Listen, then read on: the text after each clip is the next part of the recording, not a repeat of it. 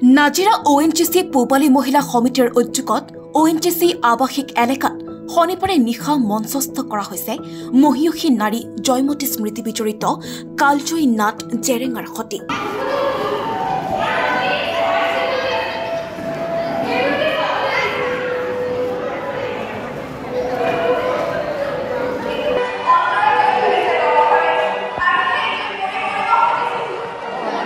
স্থানীয় মহিলাসকলে অভিনয় কৰা পূৰ্ণাংগ নাটখনিয়ে প্ৰায় 2 ঘণ্টা ধৰি মোহাচন্ন কৰি ৰাখে দৰ্শকক। পূবালী মহিলা সমিতিৰ 33 সংখ্যক প্ৰতিষ্ঠা দিৱসৰ সৈতে সংগতি ৰাখি আয়োজন কৰা হৈছে এই নাটখনি। সুন্দৰ দৃশ্যসজ্জা মনোমোহা আলোকসজ্জাৰে সজাই তোলা নাটখনিৰ পৰিচালনা কৰে উদীয়মান পৰিচালক উজ্জ্বল খনিকৰে। আমাৰ প্ৰত্যেক বছৰ পূবালী মহিলা সমিতিয়ে প্ৰতিষ্ঠা দিৱসৰ লগত সংগতি ৰাখি 1992 চনৰ পৰা জয়মতী উৎসৱ আমাৰ মহিলাসকলে কৰি আহিছে। গতিকে এইবাৰো পূবালী মহিলা সমিতিৰ মহিলাসকলে আৱাসিক অঞ্চলৰ মহিলাসকলে এই জয়মতী উৎসৱ পাতিবলৈ সিদ্ধান্ত কৰি আজিৰ দিনটোত সিদ্ধান্ত কৰি তেওঁলোকে আজি মনস্থ কৰিছে। আমাৰ পূবালী মহিলা সমিতিৰ সৌজন্যত এই নাটকখন আজি বহুত কম দিনৰ ভিতৰতে ৰিহাৰ্চল হ'ল।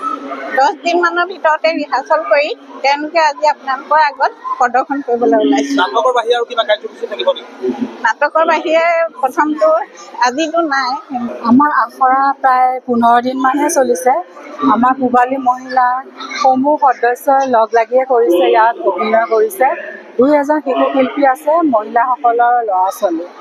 আৰু আমাৰ 1992 চনতে পূবালী মহিলা সমিতিখন স্থাপন হৈছিলে। আজি প্ৰত্যেক বছৰে আমাৰ প্ৰথম অৱস্থা আমি চবেই সদস্যসকলে পইচা তুলিয়ে আৰম্ভ কৰা হৈছিলে, মঞ্চস্থ কৰা হয় নাটখন। আৰু ভাৱৰীয়া প্ৰায় মহিলাসকলে কৰা যায়।